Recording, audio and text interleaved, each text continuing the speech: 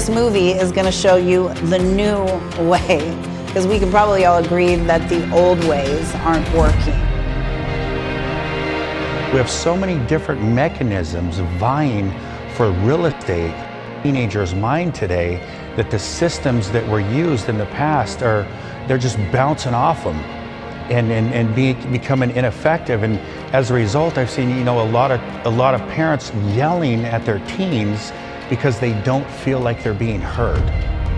The truth is they're not being heard, because there really is two different languages being spoken. I spoke with one organization. What are you doing here? And he's like, Michael, just to be honest, we're just trying to get these kids not to put a needle in their arm. Something's got to change. Something's got to change, because right now us as a society are playing a game not to lose.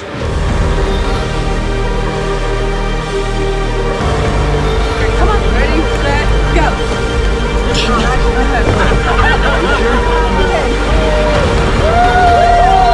Chloe, let's go, good job. I know that I'm more receptive to take correction from friends than I am my family. Go! Water! I have realized that I could do so much more with my future. This is going to really bring you hope, really open your eyes to something new. So take a look.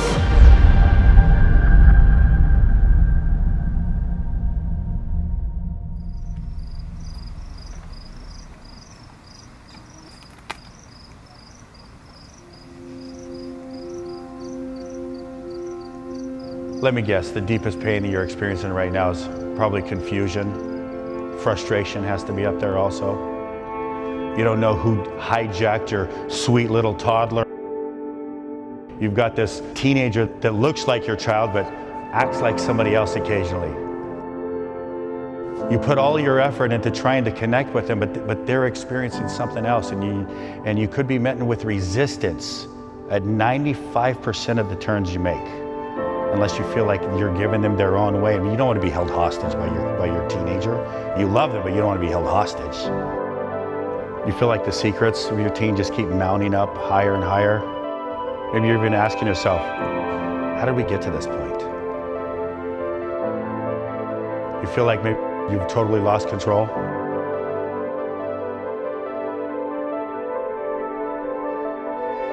You're not alone. You're sitting in bed at night Googling parenting tips for teenagers. Maybe you're Googling how to connect with your teen. Maybe you felt like you've tried every single thing. Maybe you wake up in the morning and you don't know what attitude your teen is going to meet you with. And so you're like, okay, who am I going to meet this morning? Am I going to meet the happy person that maybe you see rarely? Maybe I'm going to meet the person that just gives me resistance? Or maybe you're going to get the silent treatment.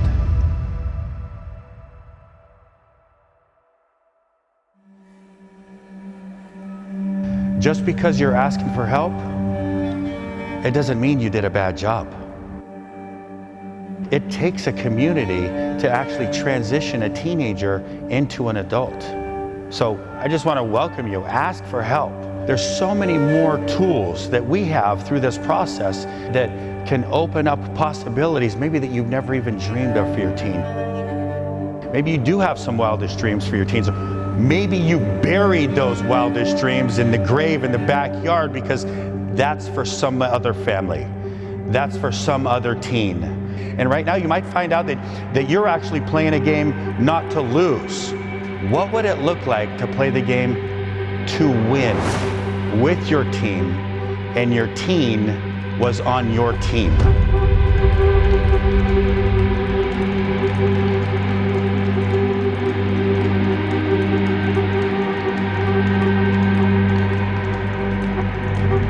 I want you to imagine with me for a second that you have this connection, this borderless bond of a connection with your teen, that they want you to know everything about their life. That they don't have these secret corners to say, okay, I'm going to show my parents this, I'm going to show mom this, I'm going to show dad this, and I'm going to keep this to myself.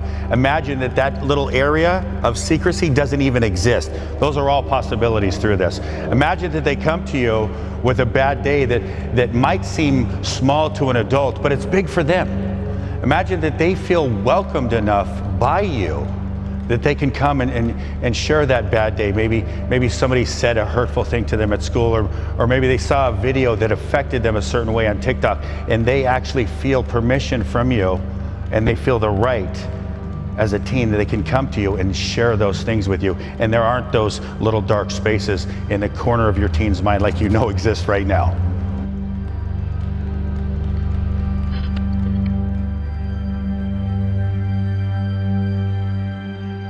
I'm a father of five children. I still have 2 teenagers myself.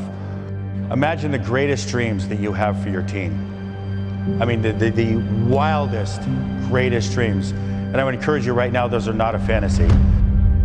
Not only is it not a fantasy, it's a reality, especially when parents trust us with this process with their teens. And I wanted Grace to have an opportunity to meet other adults that are responsible and really are for the kids, and a safe place for her to go to, that I knew that she would be able to grow and flourish in a way that she wouldn't just be able to do at home. I decided to send Chloe to Dauntless because she was struggling in school through COVID. She's had a hard time making friends and those deep connections that I discovered for my child to make. The skill sets that they need are not being trained, they're not being taught. The mental skill sets, the emotional, the relational, the spiritual, the physical, like those are all things that we collectively have as humans that we should be prioritizing as a whole, but they're not prioritized almost at all, especially with our youth today.